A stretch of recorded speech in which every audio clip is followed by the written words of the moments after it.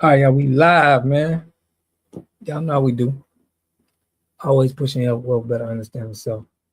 So I'm doing another Nick Fuentes video. He said something, and I had a lot of comments from the last video I got. I know this is live. I'm gonna go over some other topic, but I'm gonna go over pretty much what everybody is missing about Nick Fuentes and black stereotypes, right?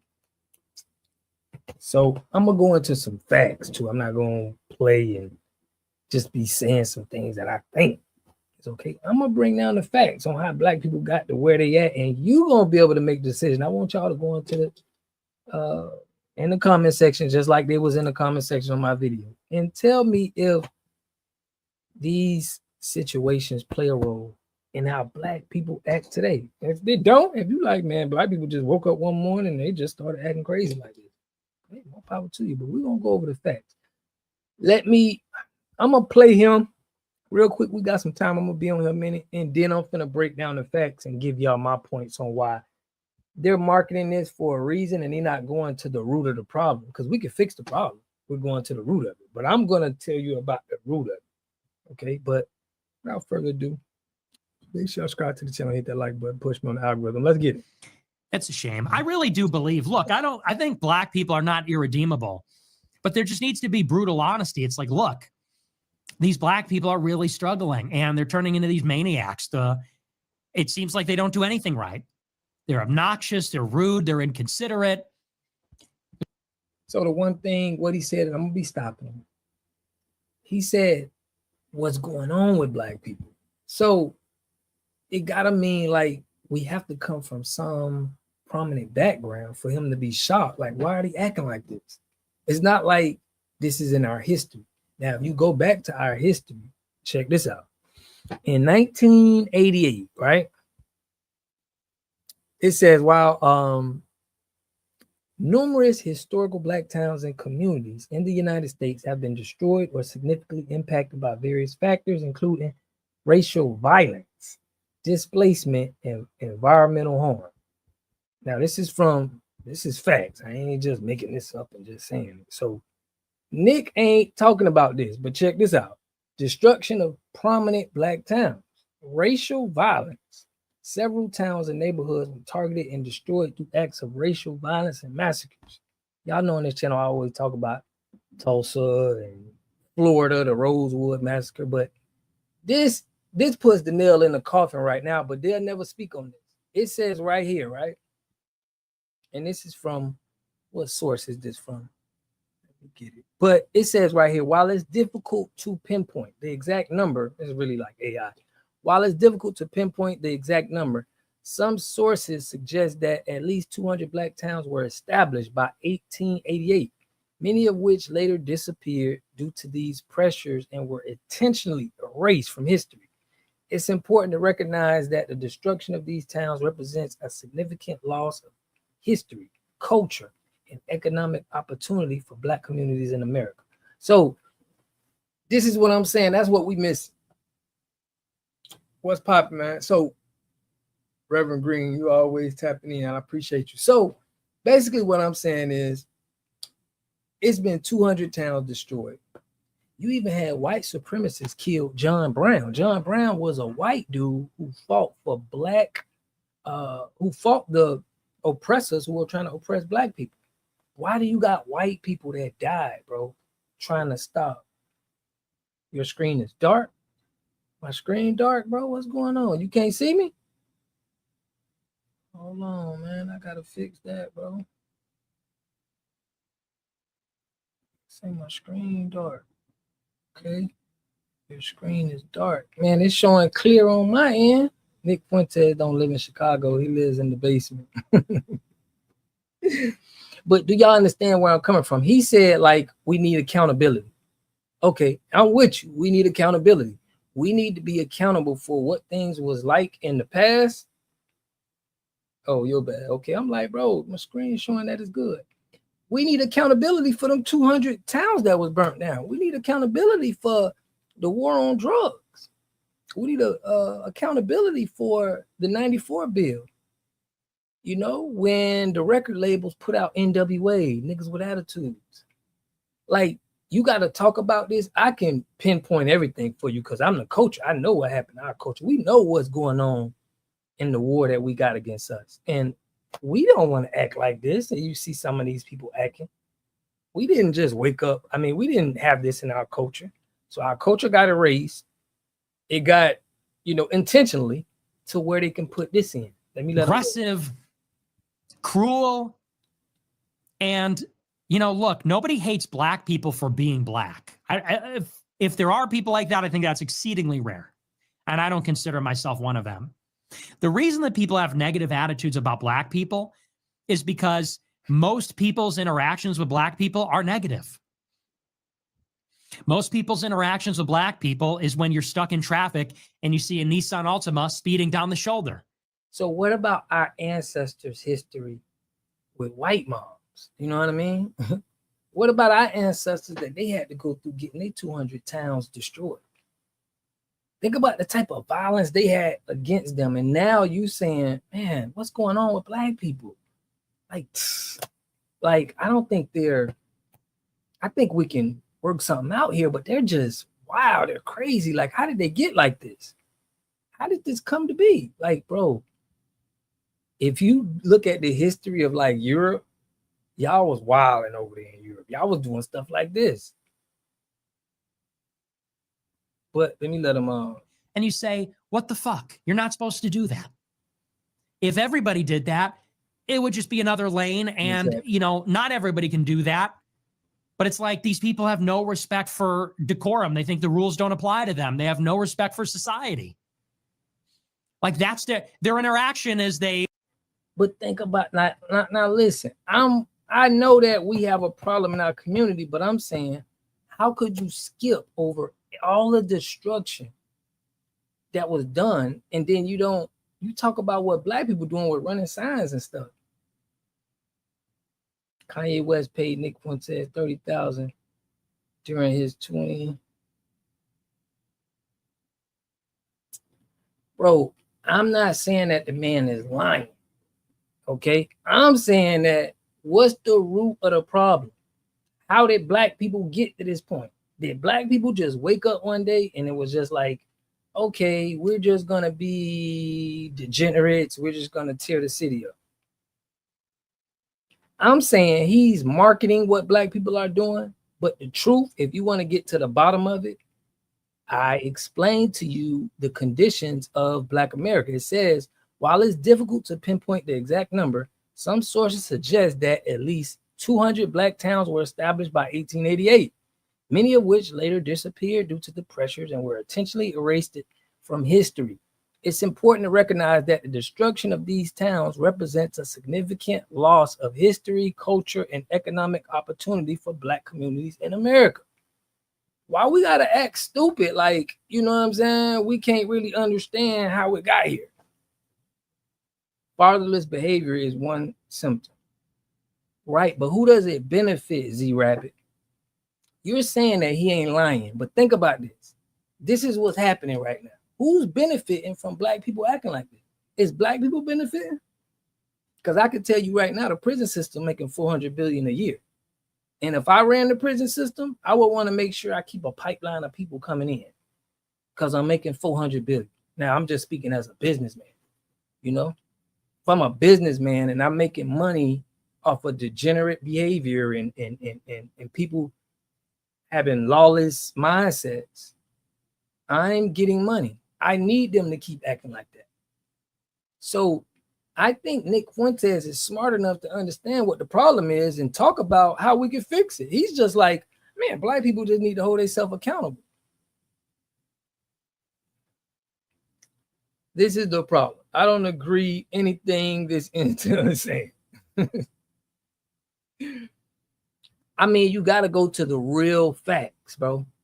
You can't burn 200 towns down. You can't redline black people. You can't put a war on drugs.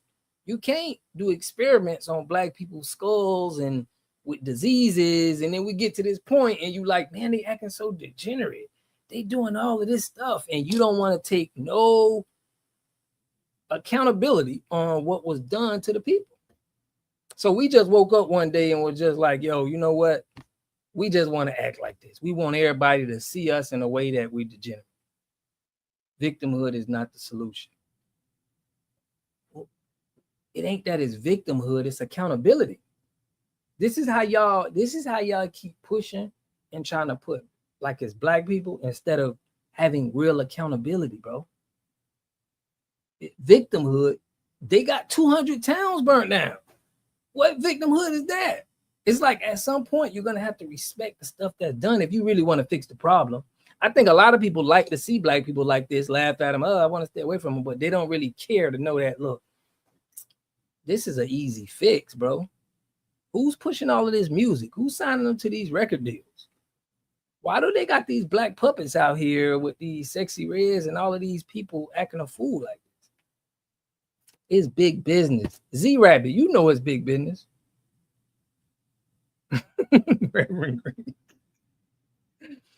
He know it's big business, bro. Look, shout out to Gerald John. He know it's big business with black people in poverty. You can't tell me nothing else about that. You can't lie. Like, we know the statistics. The prison system makes 400 billion. The healthcare makes billions of dollars off black people. What is you talking about, victimhood mentality? I just supposed to forget about how we got here. If your water didn't come on in your house, right, and you had a big tree stump in your pipe and your water didn't come on, and you like, damn, I gotta fix this. You're gonna want to go to the root of the problem. That's not victimhood mentality. I'm trying to fix this, bro. I'm trying to tell you what the problem is so you could be like, damn, why would these white people want to have so much ownership over black people knowing the condition they in? We need to be pointing at you. You owning our record labels where we talking so degenerate. Why ain't we talking about this? It's low-hanging fruit. I know you're not really intelligent or smart if you really think black people put themselves in this position and they just want to be here. You ain't intelligent and you don't have any street smarts and common sense. Okay? This is what it is. This is big business, bro. That's all it is. Why black countries are poor and can't maintain their infrastructure. What do you mean black countries? Why black countries are poor and can't maintain their infrastructure?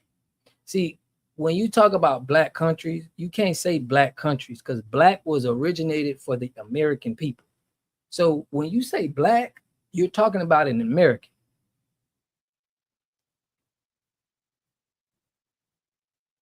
Shout out to Raise Head, man. You put those are questions you need to ask yourself. Okay, what about the questions I'm asking you, Z Rabbit? Why did John Brown, you need to look up who John Brown was, and why was it white guys that fought other white guys for black people, so they won't be oppressed. You got a lot of white people that did it. Why would they do that? Why would they risk their lives, right? Because now we don't see that going on right now.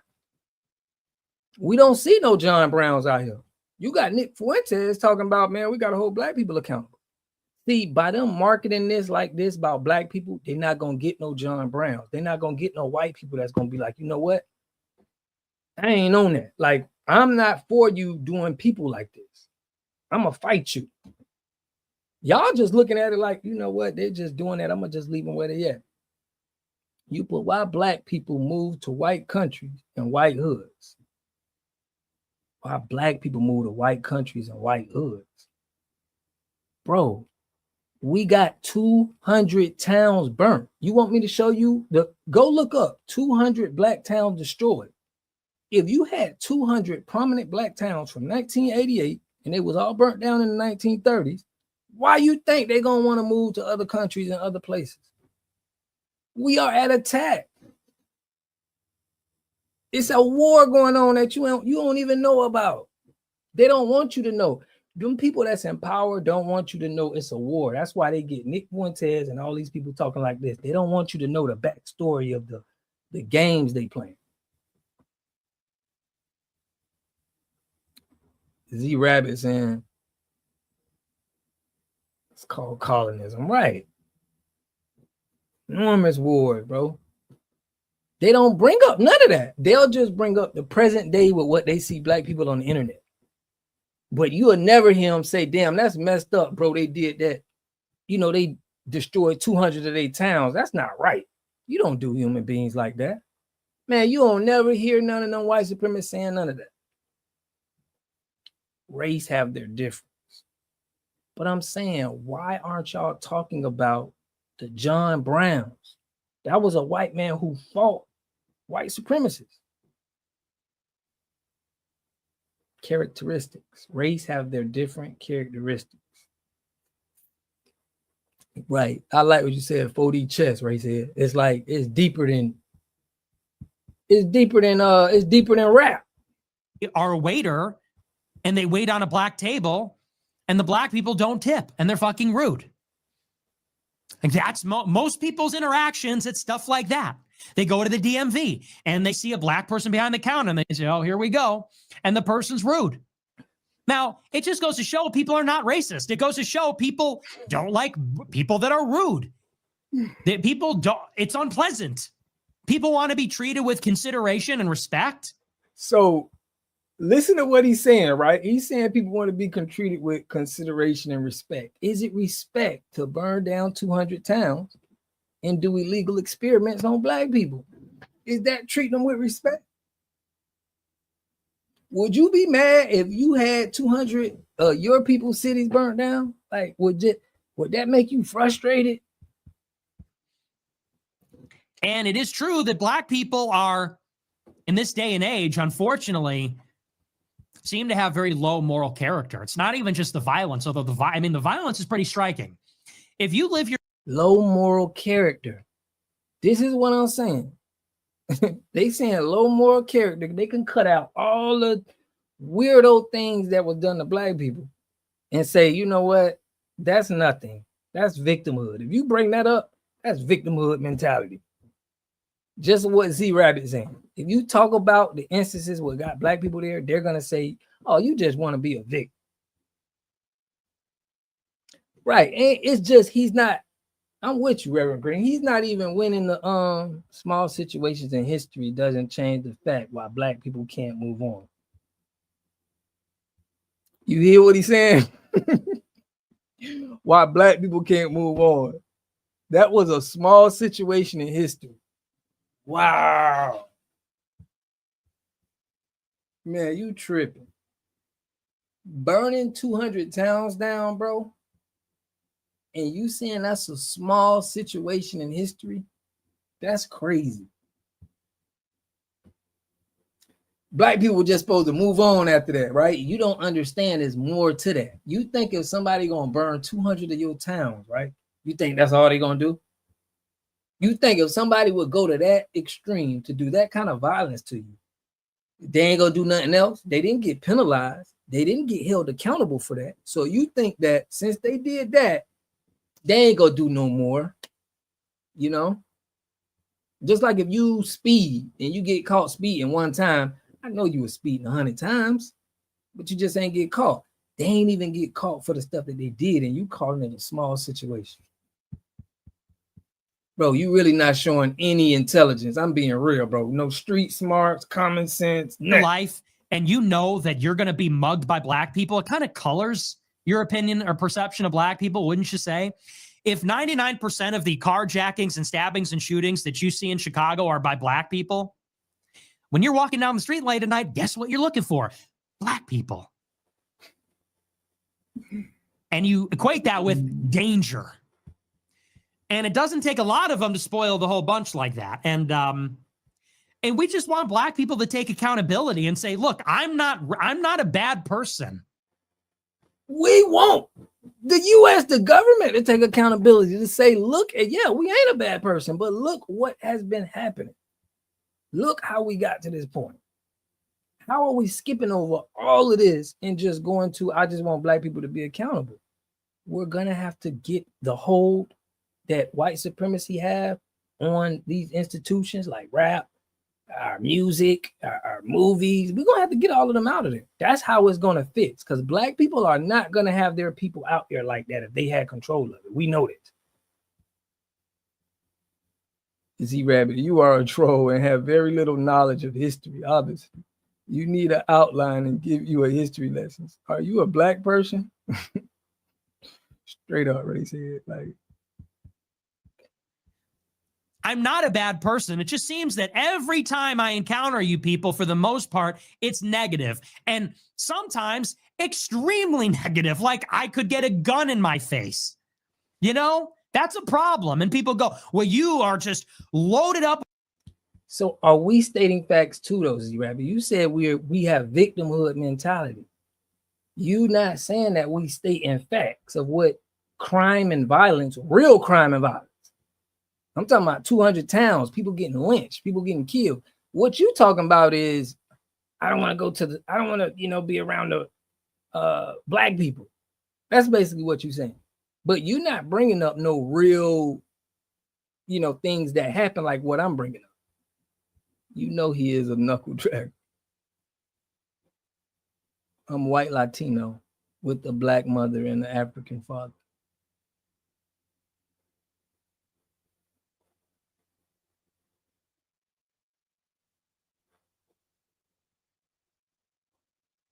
Okay, African grandfather. Okay. So it seems like you got a little African history in you, but at least you said we stating facts. We ain't just on here talking about no victimhood With mentality. hatred and racism. It's like, I'm really not. I'm a really friendly person. I'm a really polite, friendly person. I give everybody a chance. But if I'm someplace and I see some black person walking in with their pants sagging and they can't articulate what their problem is or what they need, and they're rude and they're aggressive, and I'm in fear for my life, like, yeah, I have a problem with all of that. And people go, and these black people go, well, you're racist. You're racist. It's like, no, I just hate inconsiderate behavior. If black people were super well... If you hate inconsiderate behavior, you should keep that same hate across the board. You can't, when somebody tells you about inconsiderate behavior and you say, oh, you just being a victim mentality, it don't make sense. It's not making sense. It's like you trying to push a point.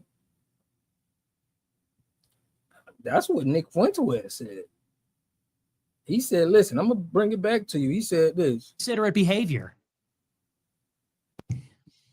No, I just hate inconsiderate behavior. He said he hate inconsiderate behavior. So any of the people that believe what Nick Fuentes is saying is true, if you hate inconsiderate behavior, shouldn't you hate the inconsiderate behavior that was done to the people that you see acting like that? Or would you just say, oh, that's victimhood? You got that victimhood mentality. But I'm telling you about some inconsiderate behavior that was done to the people. And it's like, oh, just get over it. I hate criminals. Okay. So do you hate people who burnt the town down? Do you hate people that do illegal experiments on people, on humans? Right. If he went to a sundown town. The violence has been, bro, the most violent people in history is not black people, bro. The most violent people in America have been white people. So if anything, like, where would we get it from? Like, who did we get it from? We had to have it done to us for us to even see it. Let me let them go. If black people were super well behaved, we would be racist in the other direction. We'd say, black people, oh, yes, dude, yes. My day is about to turn around for the better. What can I help you with, sir? Please come right on in. Man, what a relief to see you here. You're a sight for sore eyes. If black people were... It's not the past because it affects the present. So I'm telling you about it because I'm telling you about consecutive things that happen. All right. After that, I'm just telling you that was very much destructive. So there's been stuff after that, bro. There's been a 94 crime bill. There's been a lot of stuff that's been perpetrated on black people that they don't really let y'all know about. It's like behind the scenes. Black people got to tell you really what's going on. Okay, well, if you saying I'm stuck in the past, right? How do we correct the future? If I'm stuck in the past, how do we correct it right now? We're going to have to get to the root of the problem. Y'all don't want to get to the root of the problem. because it puts white people in a position of being violent and doing wrong things, and you don't want to say that. You just want to say it's the past. And it's, but how, moving on, hey, let me let Nick Fuentes go. Known for being the best, then we would be racist in the other direction. Oh, finally. So yeah, that really bothers me. It just bothers me in this damn ass city, because that's all it is in Chicago, is just these black people. So he said if black people was great, right, that they would be like, oh my gosh, yes. It's like, so what happened when black people was great, when they towns got burnt down? Were they acting this degenerate? Were we acting like they acting right now when we had them towns and we had success and we had planes and we were not in poverty back then? It's still going on, bro. That's what I'm saying. It's still going on to this day. If you ain't never been checked and you ain't never been held accountable, you're never gonna stop. You're not gonna stop the stuff that's going on black people. Oh, that's in the past. They ain't doing that no more. Yeah, it got more. It done got more sophisticated, more technology that you can't even tell no more. Who can never take accountability. It's always somebody else's fault. You see? That's the thing that they always use, bro. They always tell us they can never take accountability. It's always somebody else's fault. So I just had to get that off, man. They need to go listen to John Brown. Listen, I'm from Puerto Rico. My people got enslaved and raped and stole the gold from my island, the Spanish. I move on. Okay, you move on, right? He's saying that people got raped or whatever. So we're telling you there's stuff happening today. It's still things that's going on today. You don't see us crying about it all the time like the Black American. Justice, bro. You don't understand justice. Listen, my people got enslaved and raped and stole the gold from my island in Spain. You don't really get it, bro. You don't really. They got you brainwashed. You know? Just like you said, you will just move on. You will let somebody play with you, play with your family, play with them, and just move on. Yeah, you triggered by that. Z-Rabbit, explain why Latinos are the worst, most violent countries on earth, and why your people are stuck in the past and need to illegally invade America.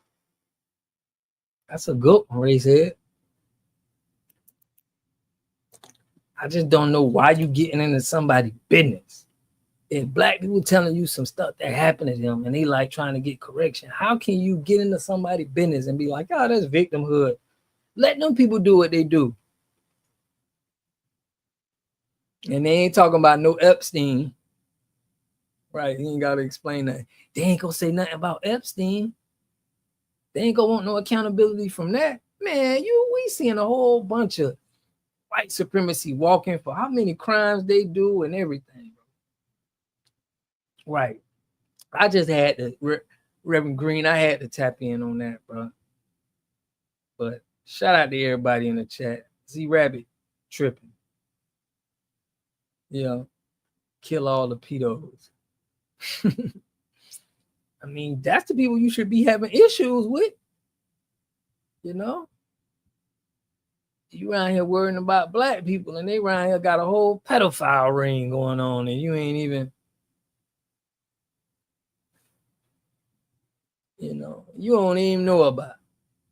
But it's all good, though. I like to hear y'all opinion on this stuff, but we know the massacres and the explosion that's going on. I had to tap on that subject, but I also want to get on the responses from people. Yeah, people like, you know your Hodge twins, your what's the other dude name? Oh, we breaking the chains, bro. I'm telling you, we breaking the chains. If you know anything about black people, they be, you know,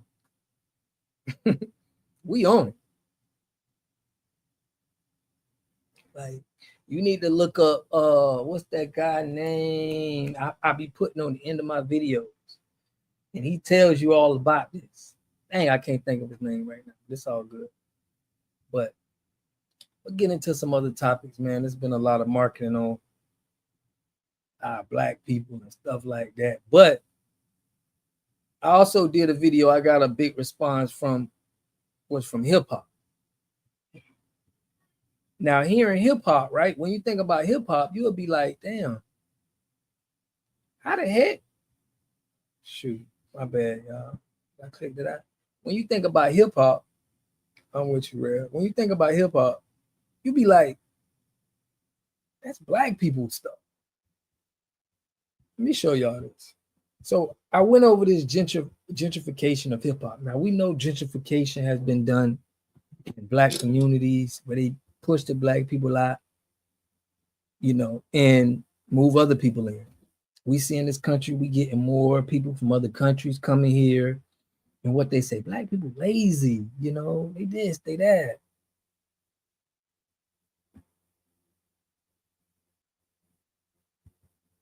They don't know nothing about corruption and systems of oppression. That's big, bro.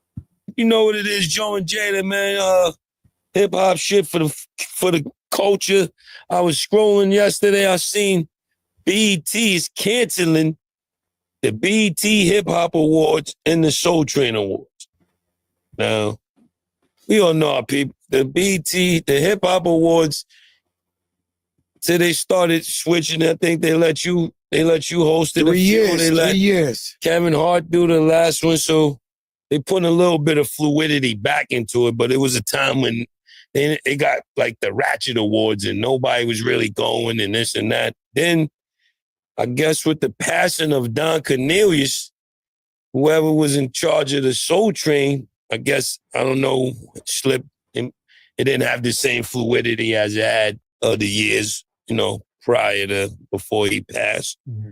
So now they just canceling it. That's like a loss for the culture. What'd you say? A loss for the culture.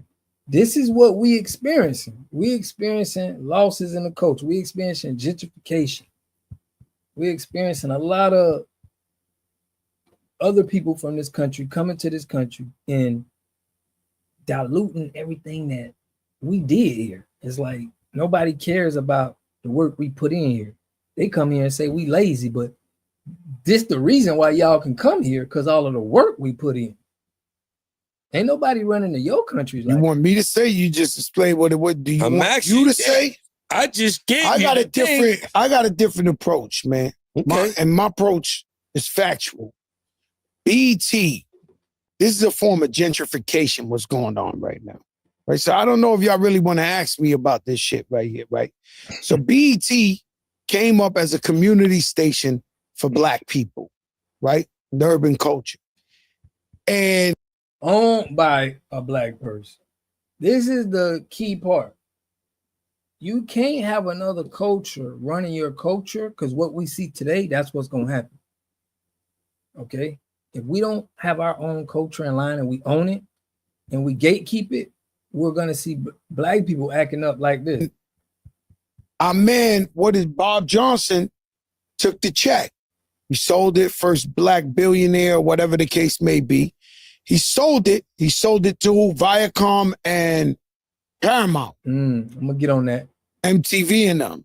VH1 and them. Got to pull that up. Little by little over the years, quietly, they've been firing a lot of people behind the scenes in BET, and everybody who has something to say, they've been firing them and this and this and that. And I know because I've been working on the BET Hip Hop Awards for 3 years. Shit was like the budget, not for me, but the budget just kept getting chopped and chopped and chopped. And last year, I debuted my single. Shout out to you, bro. I just seen that though. You just said that KKK flag. Yeah, New Yorkers be tripping, bro. Johnson sold it long ago.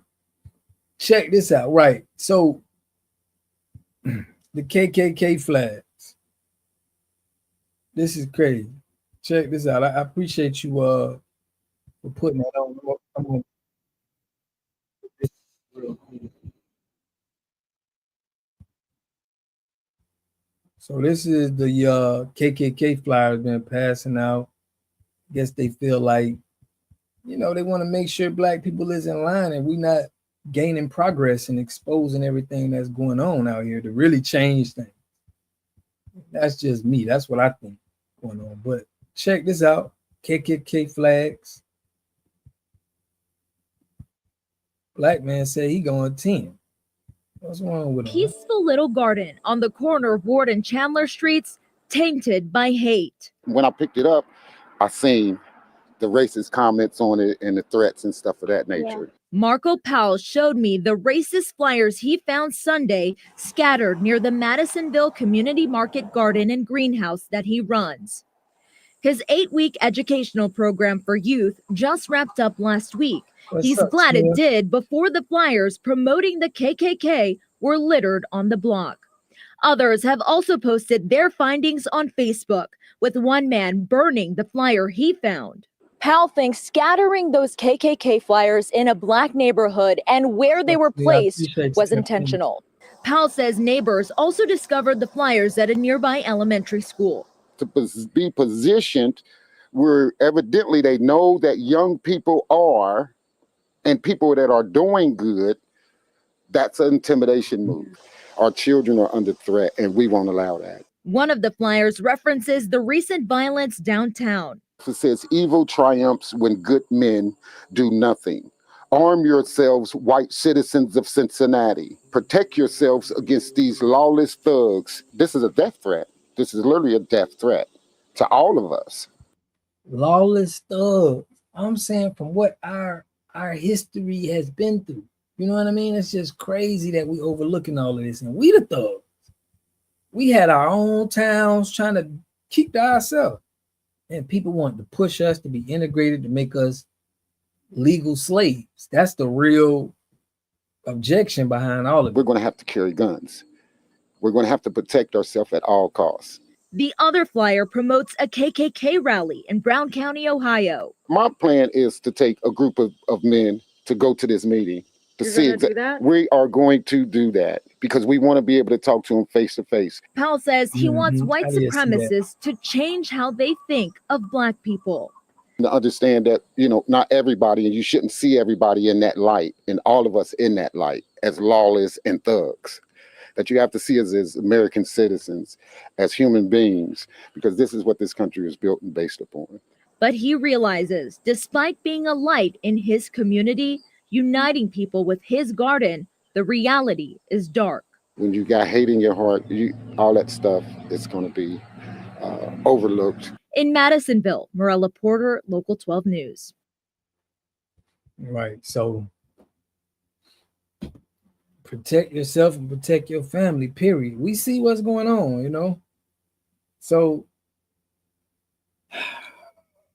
anytime it's a marketing of black people showing any type of power, any type of, you know, to where they got to do something about it. And they, you know, this race stuff is really what keeps us down, really. Tania well said, be prepared. We definitely got to be prepared. But this DNC racist agenda that they be pushing, it helps them out, you know? When the shit is racist and divided like this, the people at the top can get away with everything. They can get away with being pedophiles and doing all type of illegal stuff because they got you tricked on point and looking at black people and thinking they bad. So shout out to y'all for putting me on that. I ain't know that was going on. So we definitely got to be letting everybody know that. Got to look out because they probably want to get some retaliation behind that. That's probably why that dude, what was that, in California? Simi Valley? I heard about the black kid. And the way the black kid was talking, he was like, bro, he ain't even mad at him or nothing. he's like, I'm not even mad at them. They did that. And it's like, we be so kind-hearted and nice, bro. Our people be so like still trying to. We had to learn that. We had to learn all that violence from them. Yeah, we got to stay dangerous though. Straight up, I'm with you on that. But it's crazy out here right now. Let me see, but the Nazis going on, but Sim Valley jumping. Let me let y'all see what that kid, what he said.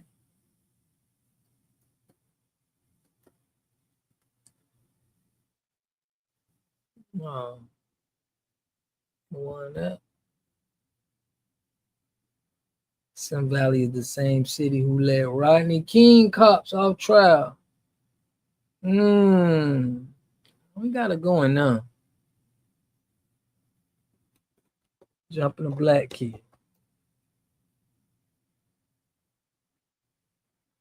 That's crazy to me. Now, new details just coming in on this brutal scene involving a group of white teenagers attacking a black teen outside a local theater. Tonight, angry Simi Valley residents are lashing out at city council members, some calling for hate crime charges in this case. Eyewitness News reporter Tim Pulliam live in Simi Valley with what people are saying tonight. Tim.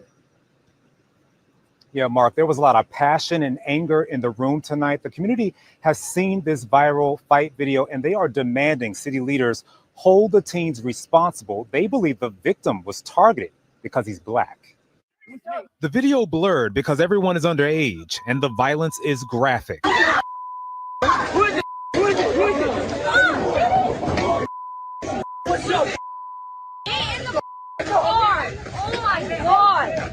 What the hell? Kicks, punches, and the N-word hurled at the victim. This vicious attack Friday night at the Regal Plaza in Simi Valley, sparking public outrage at Monday's city council meeting. They always come in groups. They're too chicken to fight by themselves. We demand transparency and justice. Racism is an ever-present and especially present in the town of Simi Valley. This is a hate crime.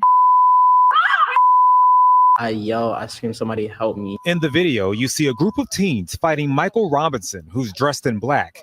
He said he tried to get away. They catch me again and they end up shoving my head in a trash can. And this whole time when they've been jumping me, I haven't really been getting hit anywhere else except the back of my head and my back. Robinson injuring his head, back, and even chipping a tooth. He says one of his friends had a previous beef with the group. He claims that friend tried to calm tensions, but the fight broke out anyway.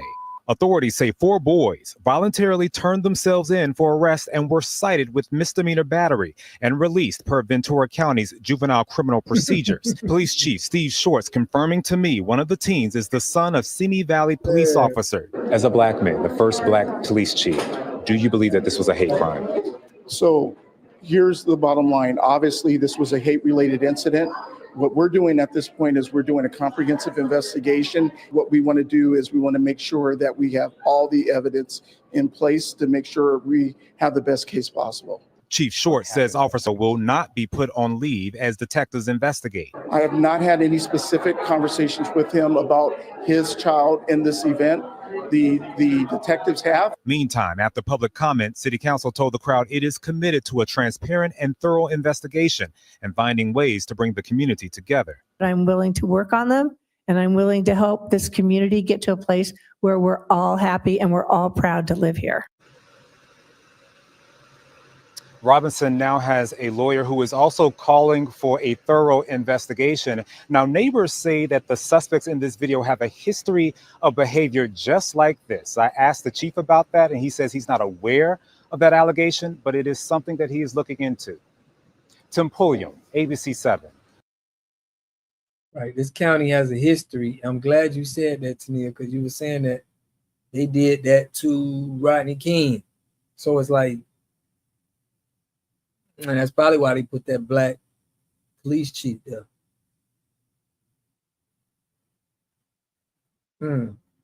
That's crazy, bro. So all I'm saying is it sounded like it was a sundown town or something, like, you know, where they didn't want black people there. But is he a FBA? That's what a lot of people are saying. Because he just sound like he sounded too nice about it. And I mean, he ain't had to overreact for me, but I ain't like it. He looks like retarded. One of y'all said he looked like his hairline look a little funny, kind of bogus. Is he from here? Right, like his hairline did look a little weird because he did, from hearing him, it did sound like he was from another country, bro. I mean, and came here. Just my opinion. I didn't hear no American talk, but yeah, who knows? Yes, basically sundown brothers get pulled over in broad daylight. I mean, but he seems so calm. He ain't pressing charges. He ain't, you know what I'm saying? I don't know. I know me, I can't control my temper in situations like that. I'm gonna be wanting to protect myself and really put some hurt on somebody, because I'm gonna be mad. But I'm not gonna want to have that hate in my heart, like they saying. I ain't trying to have all of this hate in my heart, but in the moment, I'm gonna want payback. I'm gonna want revenge. I'm gonna want to have to pull up on them. But it's just what's crazy, what's going on right now in the media with the violence on both sides, pretty much. But we know, what's going on with our people. Ain't nobody got to tell us that, Black people need to be accountable and fix ourselves. We learned the violence. Somebody taught us to do all of this violence. Yeah, they don't teach them immigrants. Yeah, bro, they got to, because the immigrants going to take on Black names, because when they get jobs and stuff, they want to look like an American. Because if people see your name and they like, Ashuma Wawa, they're going to be like, nah, I ain't doing it. Probably can't even speak English. But Jewish people do that too. They come over here and be having like regular names to blend in. And this hurts us, bro. It hurts us because now they getting jobs. They look like they one of us. But they not. But it's crazy. But this with the victim team. And get another one. But he was saying somebody help me and didn't nobody come out and help. That's what's crazy.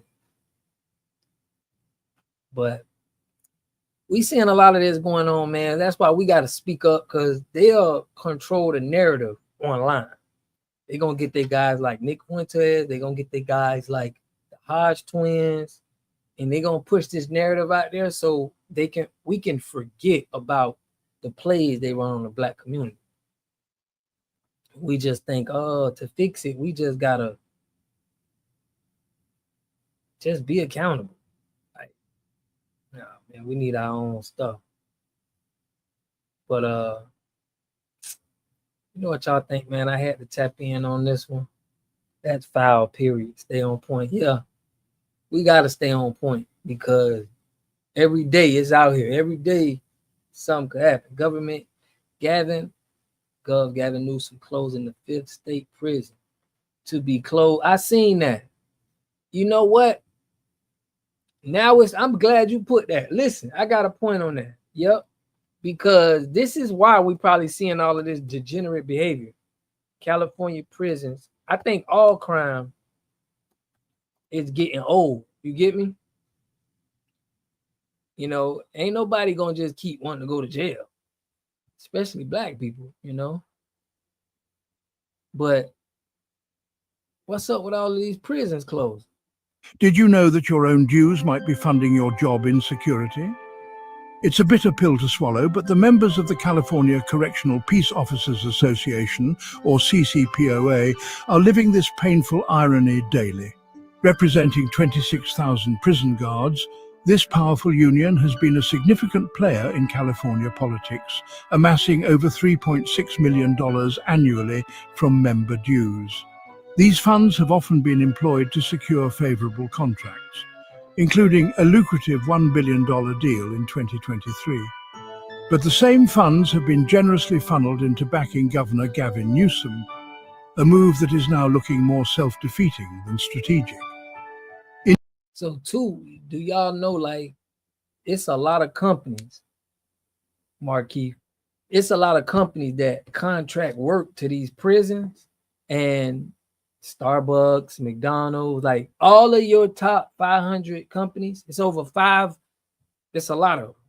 They contract work to these prisons, and they getting low prices for things that they need. Indeed, Newsom's administration is pushing forward with prison closures, endangering the jobs of the very officers whose dues contributed to his political survival.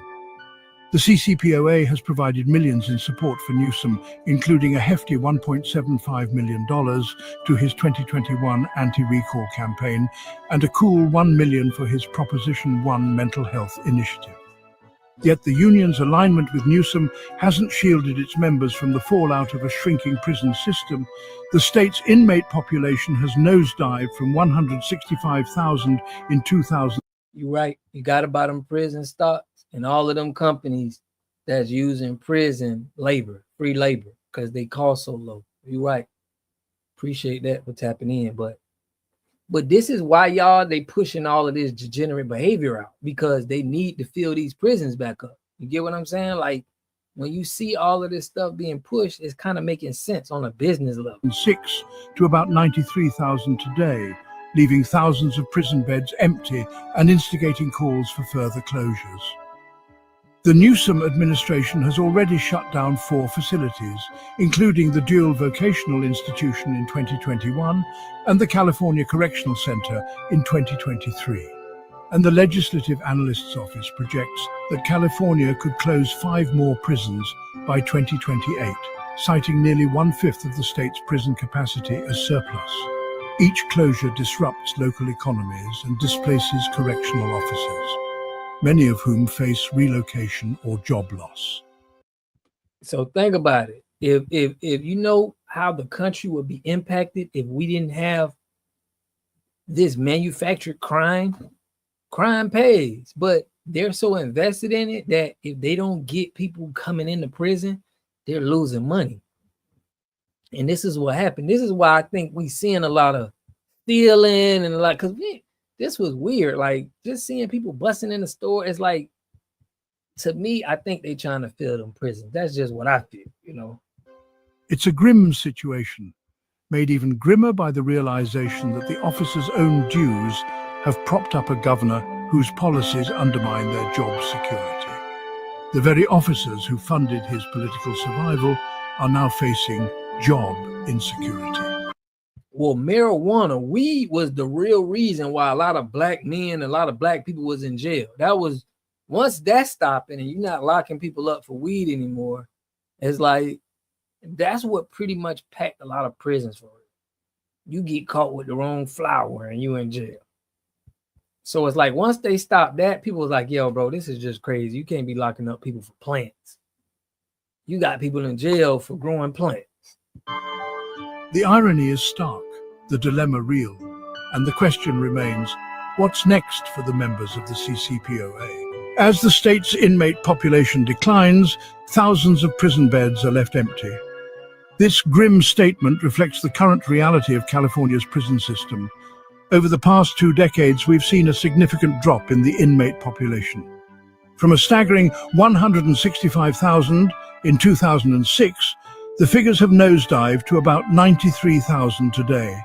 This dramatic decline has left a surplus of vacant prison beds and triggered a domino effect across the state.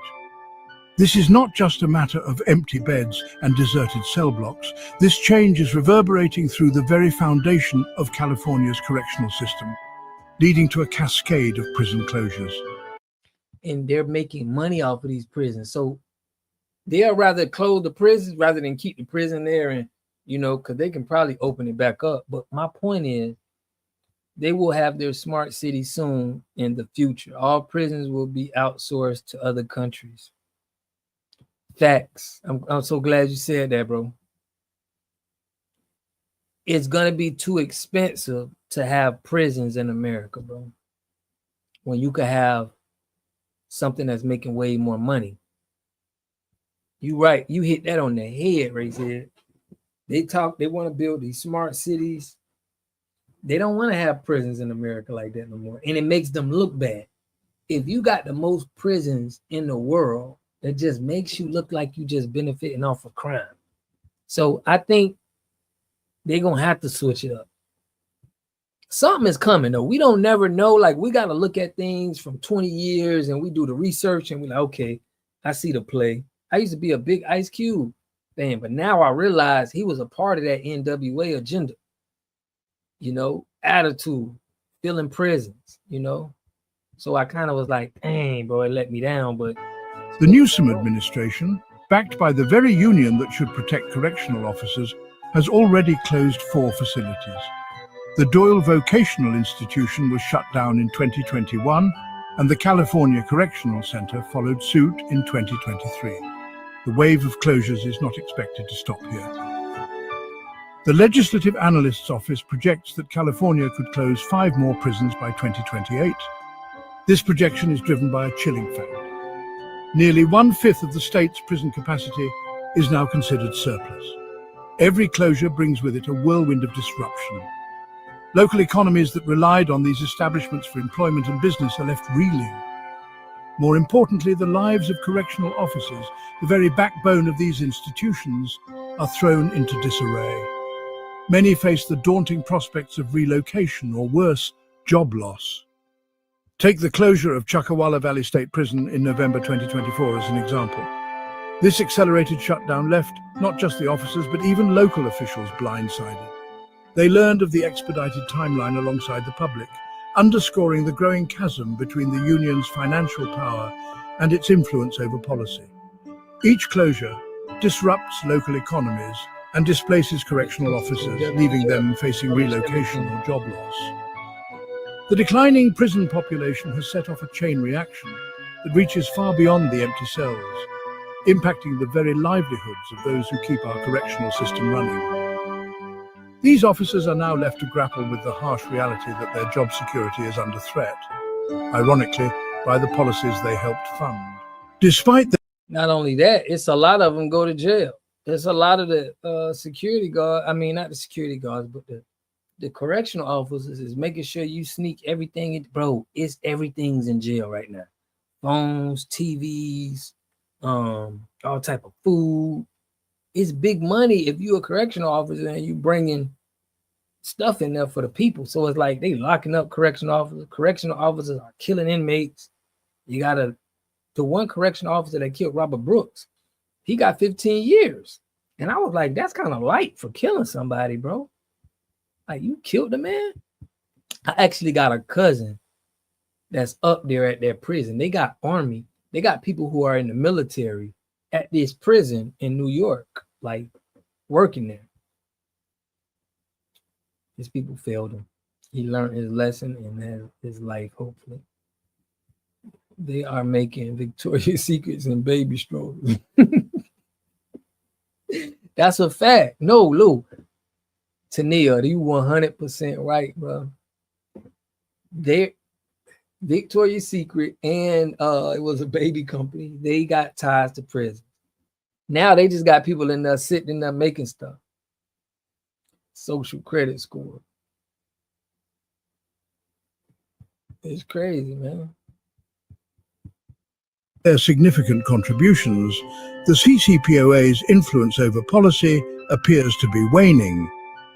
Let's delve into how the union's hefty political spending has not managed to halt the wave of prison closures. A striking dichotomy, isn't it, between the financial power of the union and its sway over decisions that directly impact its members. The CCPOA has been a formidable player in California politics for decades. Their coffers, filled monthly by the dues of hard-working correctional officers, have been used to back politicians and initiatives aligned with their interests. Governor Gavin Newsom, for instance, has been a significant beneficiary of their support, receiving a whopping $2.9 million from the CCPOA. Right, and check this out now. I'm finna show y'all this, right? This the officer that got sentenced You know, Robert Brooks, who beat him half to death. How he got 15 years though? Killing somebody. Hold on. Make sure I showed y'all. I share the screen. My bad. This is the correctional officer program. How they get him 15? How you get 15, bro? Council, I do have requests from numerous media outlets to cover schools proceedings or objection from either side. No objection. No, you're right. You want to look at the same.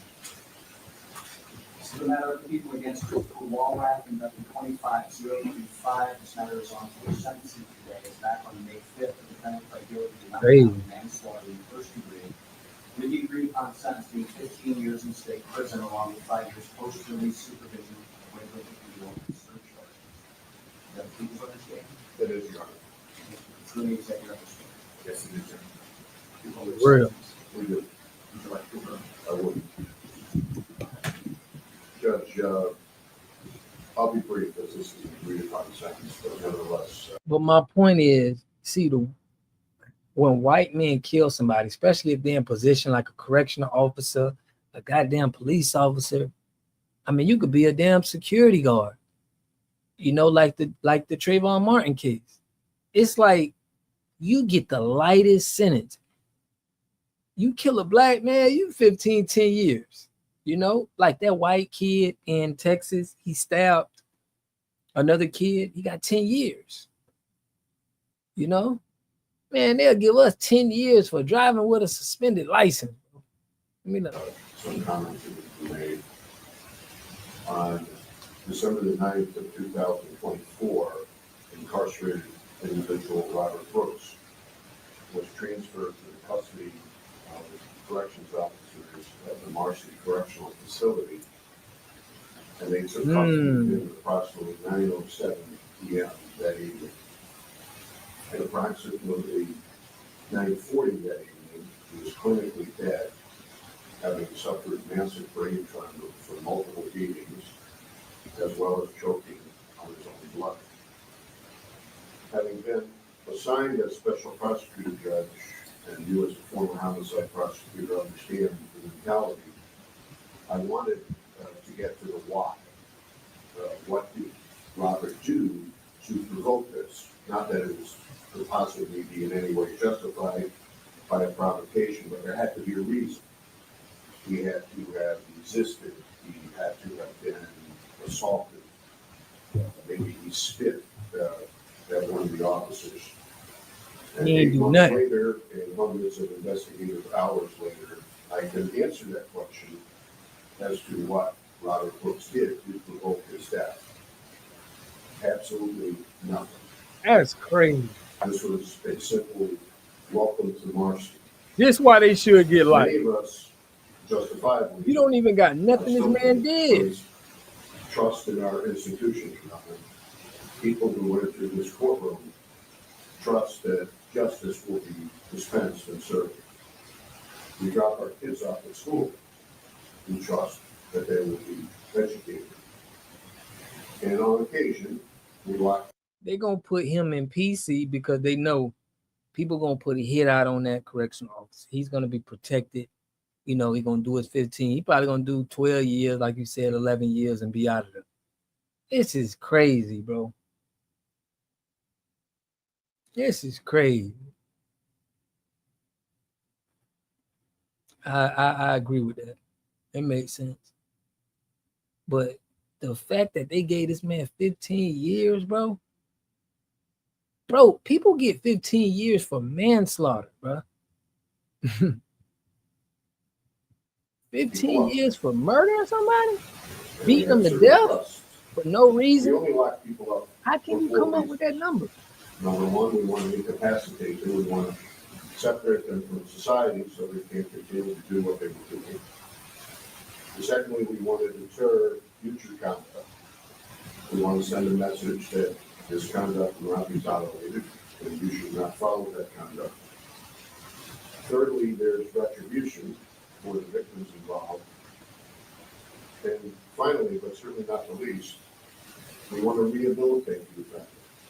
We want to educate the offender. Does he have a drug problem? Does he have an alcohol problem? Does he have a mental health issue? And we trust that the person will come out better than when they entered the facility.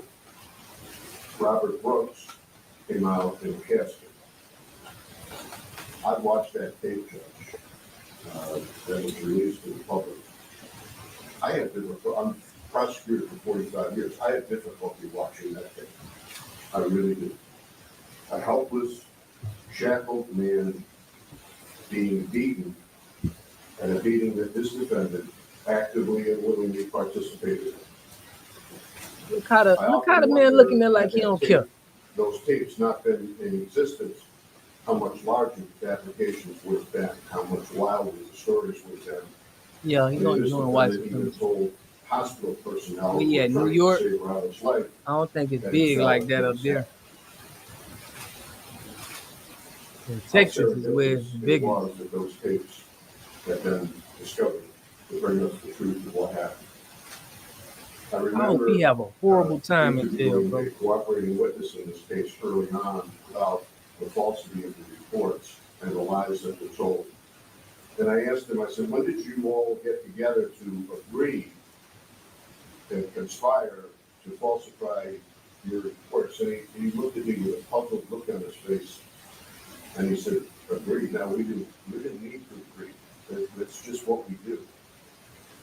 And that told me all I needed to know about this case. To personalize this tragedy, Your Honor, I have the privilege of presenting to you for this victim impact statement. One of the sons of Robert Brooks. Yeah, they in every prison, bro. Yeah. Reunited his dad. Ironically, he was But in Texas, bro, they like, now, when his dad would have been a free man. So please, with your permission, Your Honor, I'd like to introduce Robert Brooks with the court on 17. First, you step up.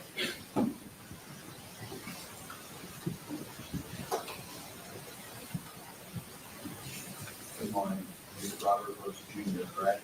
Yes. dang, that's his son, man.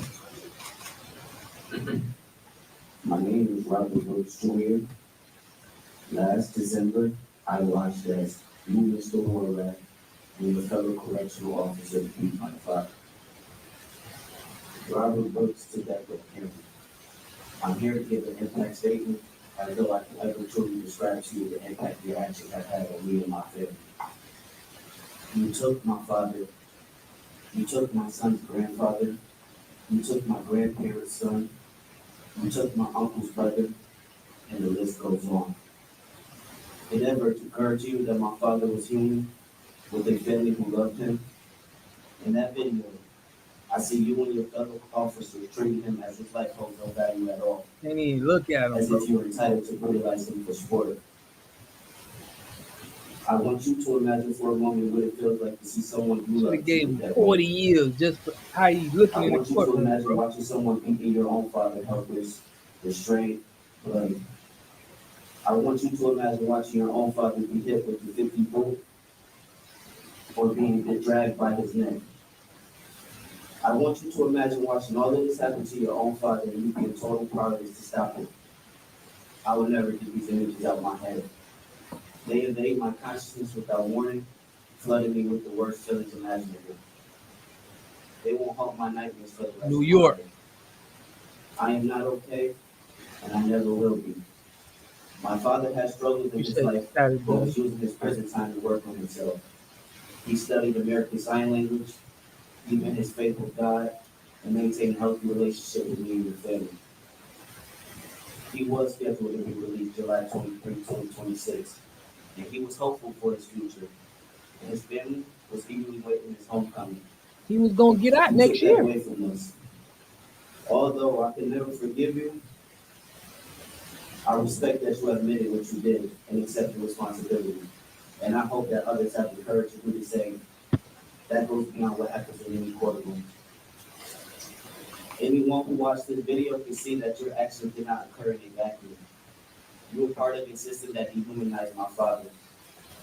Every person in authority who allows the system of violence and abuse to exist and continue must also take responsibility. Mr. Accountability. You are no longer acting within the system. Now, your life is at the mercy of it. And I pray for your family who's going to have to spend the next 15 years worrying about you, just like all New Yorkers and incarcerated loved ones must do. No one should ever have to go through what my father and family endured. Thank you for hearing me out.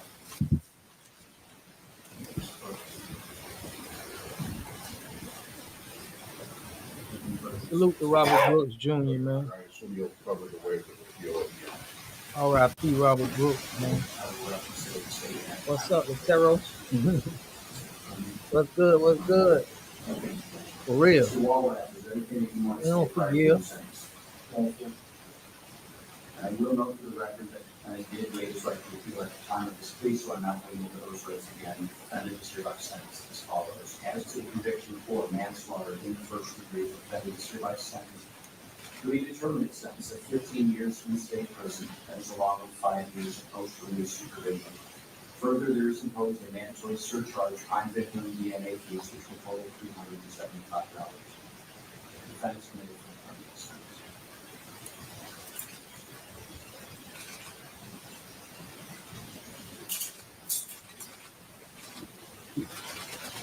You got off good, bro.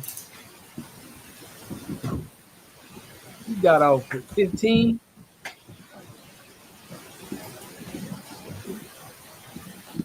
It's like they don't give white people more than 15 years for killing black people, bro.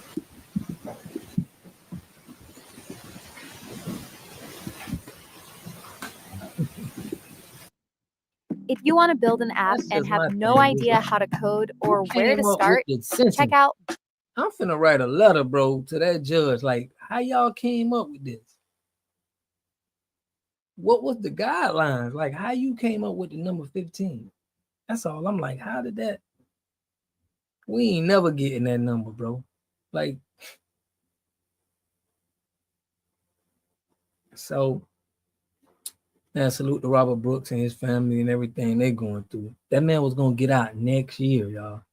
He would have been free. Yeah, a judge gonna get a man 15 years. Like, what is that, bro? For life? That's nothing. That is nothing, bro. Murder should come with at least, bro. You taking somebody out, you gotta do at least, bro, at least 25, bro. That's the bare minimum. You need a life, and I think they feel like that's a life sentence, 25. But yeah, judge is corrupt too. No way we get that kind of sentence. You know what I'm saying? But it's all good, man. I don't even like watching it, but they got some other correction officers that's gonna get sentenced. I think he may get the best. He may get the 15 years. That may be the highest one they get. It's gonna be some people get 5 years probation. We're gonna be like, what? But it's crazy, man. That's how they do it. It's the justice system. You know, that's why I've been covering that Carmelo case, Carmelo Anthony. I'm like, bro, did y'all see that kid? That kid got 10 years for stabbing a kid in school. And it was way worse than Carmelo Anthony. Stabbed repeatedly. You know, gave him 10. I pray America return back to only melanated people. That's the only way, bro. We got too many of these degenerates, man. There's a lot of degenerates out here, bro. And they messing up us. 15 with or without parole. He got parole. It was like 5 years, 5-year parole, but he got a dub, but it's like he gonna do 12, 11 years and be out. He took a whole life with a gang of people. Bro, that's crazy. There was some rappers killed somebody and they looking at 30 years. Capital murder. It's like the laws just don't be adding up. Getting out in 7. Yeah, man, the white boy planned the murder in Texas, bro. conspiracy. He planned to do that. He brought that knife knowing he was finna get into a dispute. Man, Carmelo Anthony didn't know he was gonna get into any dispute. They came bullying that man. Self-defense. But we gotta keep speaking that. Yeah, Latero, I'm telling you, like I covered you, they having a problem filling these prisons up. You know what I'm saying? They ain't locking people up for weed no more and for these petty ass crimes. So it's like it's hard to keep that prison filled right now. A group of 19 African American families bought a 98-acre tract of land in rural Georgia in 2018 to create a freed state community just 130 miles from Atlanta. I'm gonna have to slide on them, man. I want to check out that community though, bro. 98 acres. I'm gonna find out where that's at. I want to go pull up on them.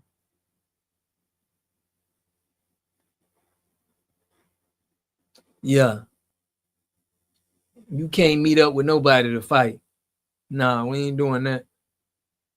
You right. Because they're going to already have something planned. But how did they give that premeditated? That's what I'm saying. Like, the sentences they be giving these people, bro, it'll have you scratching your head. I put something on my YouTube channel. I'm like, bro, it's a black dude got 26 years for the same charge a white dude in Florida got 3 years. These charges, and I'm just saying, we got to be fair all the way around, bro.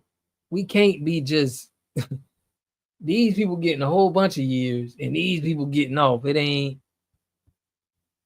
Reverend Green said, fuck them rappers, man. For real. The rappers is more related to them because once you sign that record deal and you sell your soul and you trying to take out your own people, you white supremacy. You just black to me. You know what I'm saying? Certain things, how you act and how you speak about things, and I see how you move, and I'm like, nah, you white supremacy. You just don't know it. I look at you as white supremacy because you're doing their work. You know? And that's what a lot of people do, especially on this internet, bro. Because if you be on this white supremacy side, you're going to get views, subscribers. You're going to get, people going to follow you. You're going to get so much praise, bro. But if you talking this real like this, YouTube don't be giving no new people my channel. I get all the people who've been watching my videos, bro, to tap in. YouTube don't put my videos that nobody knew. If I look at my statistics, it's showing everybody that's subscribed. And I'm used to getting 1,000 subscribers a month. I'm like, I'm talking about my same stuff. Why y'all ain't? Yup, like that weak Carter family. Yup, them two. It's money in it. You feel me? It's money being on their side, bro. It ain't no money talking how we talking on this channel, bro. You just speaking the real. There's no reward for it. You feel me? So the Carter family, it's a lot of them. You know what I'm saying? They getting their money, but they know what not to say, bro, to have people, I done seen a YouTuber, I forgot his name. He was on Carmelo Anthony's side, and he was a right wing guy. Man, they took all his stuff, bro. They unsubscribed to his channel. Your channel gonna blow. Watch. Shout out to you, man. I appreciate it, bro. Lowndes County, GA. Let me write that down. That's where the 58 Lakers at. Parents filed $12 million lawsuit damaging change to official cause of death.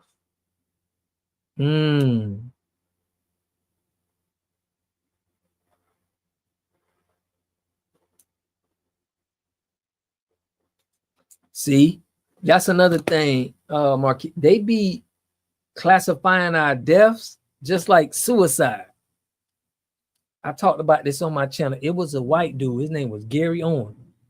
He talked about how the CIA controls the gangs, the black gangs, and they control the drug cartels shipping drugs to America. And the real Rick Ross, he was a pawn. So he was they said he caught a suicide with 2 shots to the head.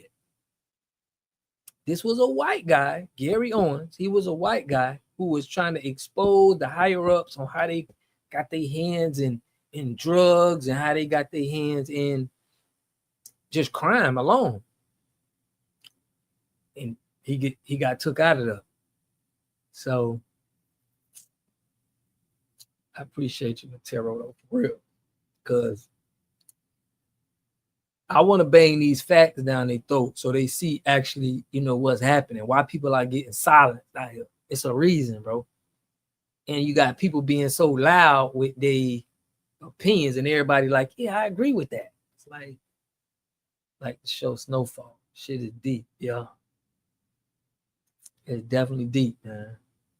But hey, I'm gonna keep tapping in on them. No, they were killed. No, that where they killed Kendrick Johnson and put him in a wrestling mat. Oh, I remember that. I know who you talk. Yep, they put him in that was in Chicago, wasn't it? Oh no, it wasn't in Chicago. Cover up the murder.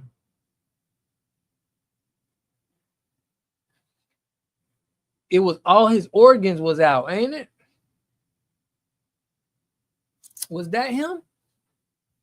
It was a kid, bro. All his organs was out. Black kid.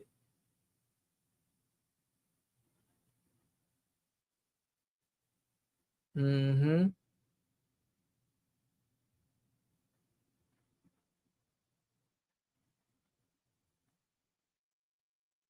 They covered it up. That's crazy, man. I just looked into that, man.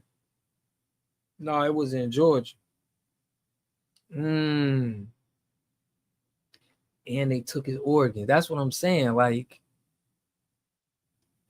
we got to stay on the swivel, man. Yeah, he got wrapped up in the mat. They found him and his organs was gone. Yeah. Coach Prime did bleed. Man, my dad beat bladder cancer too, man. My dad called me and was like, man, Michael Irvin had the same thing. I mean, not Michael Irvin, but Coach Prime. And it was like, dang, I remember when my dad was going through that bladder cancer. And I remember that. That's crazy. That was some sick shit. It's sick that they taking out organs, man. Like, we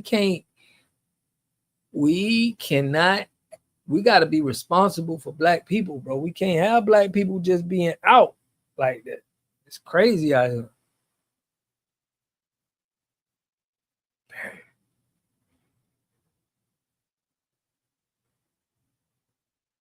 That's what I heard, bro. I heard black organs selling for top dollar. So it makes sense why we dying and going to prison a lot. They're using a lot of them organs. Even when babies are born. And y'all know how when boys is born, they say skin is the most, it's like the highest selling organ is skin. And they try to circumcise boys. They ask you, the police, not the police, the hospital. When you're in the hospital, they be like, okay, yeah, it's like your son can get bacteria and stuff like that. Like, it's best to just circumcise him. You know what I mean? Boom. Skin. They don't even give you the skin. They're going to take the skin, put it somewhere, and put that thing right on the market. Like, bro, it's crazy out here. I appreciate you, Racehead. Real, man. It's like, we got to understand the little, the things that they do. Even with vaccinations, man, black people cannot trust the hospitals on them telling them what to do, like vaccinations and stuff like that. Placenta, yep. Man, I went to this guy was like an Indian guy or something. One of my homeboys took me to this guy's house, right? He had a big crib. It was in Miami. And he was, he was on drugs and stuff, but still, he had a son, and his son had got like an immunization, like a flu shot, and he just went brain dead.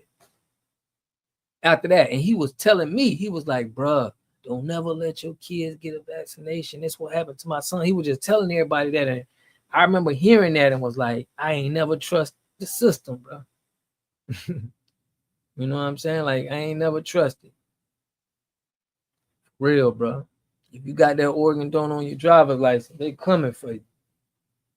I had to go get it off mine, bro.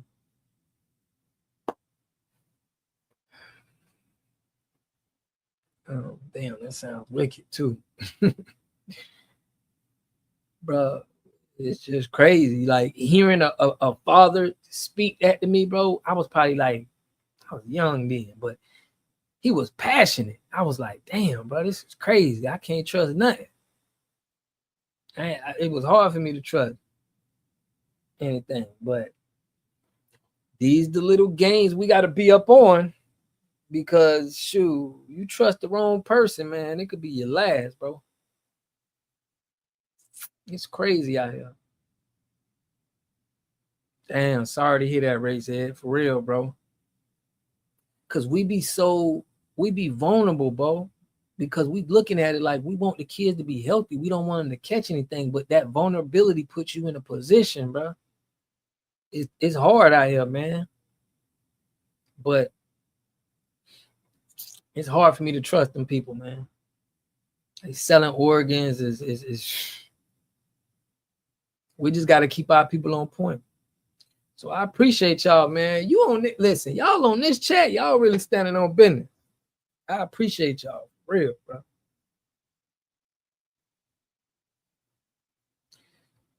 I know, man. I feel for you, Race, bro. Because I know you just wanted the best for your son. Like, you didn't know. A lot of people don't know. They just want the best for their kids, bro.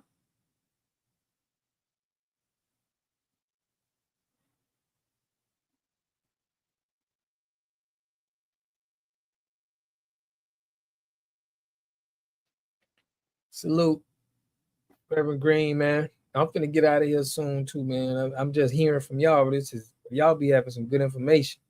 Babies that got vaxxed in 1995 all had peanut allergies. The vaccine was made from peanut cultures in the lab.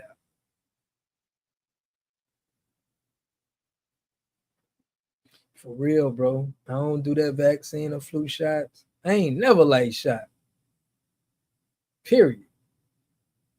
Reverend Green, bless up, man. Salute, man. Listen, y'all, we on here tomorrow, man. Y'all know live. We always putting pressure for the culture. You know, we got to represent for us. You know, the things that people ain't saying. We got to make sure we put a spotlight on what needs to be heard, what needs to be said, man. That's fucked up, man. Ray said that just make me like pissed, bro. And I would love to know, you know, like those big, because if you look at, bro, like Black American people, we have a lot of sickness. We have a lot of problems, bro. So it's like we're the last people that need to be trusting the system, to be real, because we got the most health problems. We can't be trusting these little corner stores, you know. We shouldn't even be buying. I don't even like the fact that we got all of these cultures and immigrants in our neighborhood selling us stuff. I don't got no problem with them. It's just like, it just seems like I don't like it. I'm gonna probably go on strike with that, man, and start that up. Like, look, bro, we going on strike. Can't keep supporting this. But Race Head, bro, prayers to you and your son, bro. You know what I'm saying? Anybody that ever went through that, bro, that gets me upset, for real. Because babies are, you know, they looking for somebody to give them the right information, bro. They got no control. You know what I'm saying? So to mess up a baby's life, bro, over something that, like, it's just heartening, bro. It hurt my heart, bro, to even know that this is going on. But we gonna keep standing on business, man. I appreciate and love y'all, man. Always tapping in, supporting what I do, man. I will be on here tomorrow. We're gonna keep kicking it. Here's some good topics, man. Make sure y'all stay safe out there, man. Stay prayed up. We gonna stay dangerous, and we ain't gonna hold our tongue, man. We gonna speak what needs to be said. So, man, I'm wishing all y'all the best, bro. Love and prosperity and abundance to all of y'all, man. Because I know that y'all got good hearts. If you watching this and you want change for the betterment of people, I know y'all got good hearts, bro. You don't want to see people in this situation. So ain't nothing but love I got for y'all, man. Appreciate y'all. I'm gonna catch y'all on the next one. We always gonna be tapped in, man. Stay on your pivot. Shout out to my boy Urban Politician. Straight up, man. I appreciate y'all, man. Listen, I'll catch y'all in the next one. Peace and love.